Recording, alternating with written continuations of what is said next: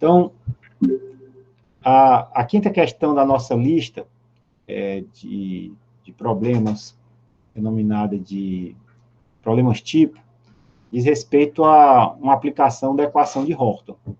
Qual é essa aplicação da equação de Horton? Essa aplicação da equação de Horton é o seguinte: a gente vai ter os parâmetros da equação de Horton, que vocês estão vendo aqui, que é o parâmetro da taxa de filtração inicial, da taxa de filtração final e do valor do coeficiente lá aquele expoente de Horton, né? Que você vai ter FC mais F0 menos FC, que multiplica elevado a menos KT.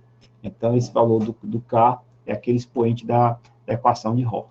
Então, o que é que nós vamos querer saber nessa questão? Sabendo disso, a primeira, e sabendo que há uma precipitação aqui de 14 milímetros por hora, né? Então tem uma precipitação de 14 milímetros por hora, a pergunta é: quando foi que começou a precipitação efetiva?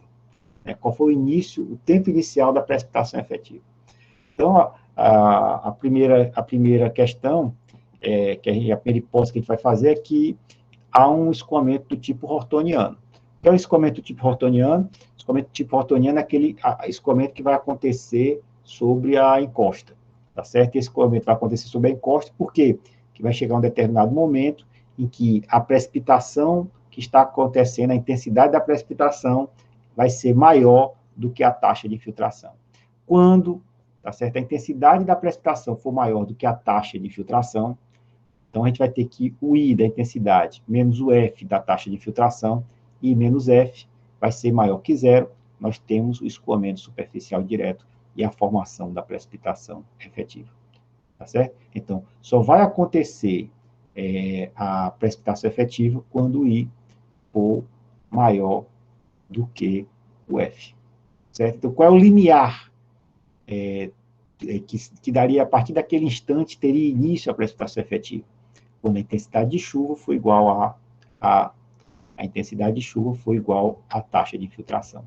Quando a taxa de filtração for igual à intensidade de chuva, nós vamos ter o limiar, a partir do qual, mantida a intensidade de chuva, nós vamos ter, basicamente, um excedente que vai se tornar escoamento superficial direto, vai se tornar a nossa precipitação efetiva.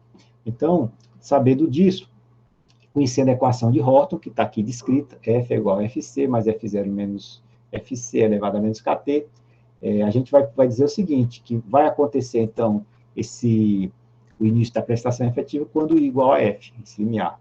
Então, substituindo aqui o F por I, o I eu sei que é a intensidade, o FC, o F0 e o K eu tenho da informação do solo daquela região, tá certo? Ou então, pela medida com o filtrômetro, como nós vimos no exercício anterior, ou a partir das tabelas, né? No nosso caso aqui, a gente já viu a informação da tabelinha, nós temos, então, todas as informações, exceto o valor do tempo.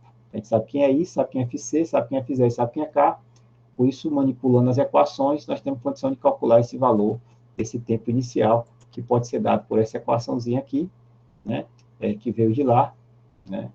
E aqui é um ln, está faltando, certo?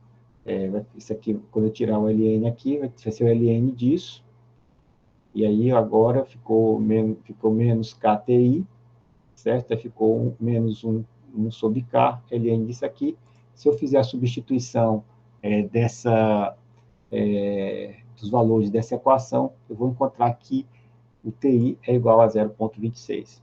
Fácil assim, tá certo? Então, a partir da 0,26 horas, tem início o processo de precipitação efetiva, né? E aí, o item 2, ele diz assim: sabendo que a precipitação foi constante, ou seja, choveu com a mesma intensidade de 14 milímetros por hora durante 1 hora, calcule o total, qual foi o total da precipitação efetiva.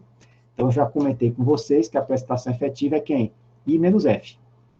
I menos F é taxa, né? Então, eu vou ter que pegar essa taxa, esse valor de I menos F, e multiplicar pelo intervalo de tempo, né?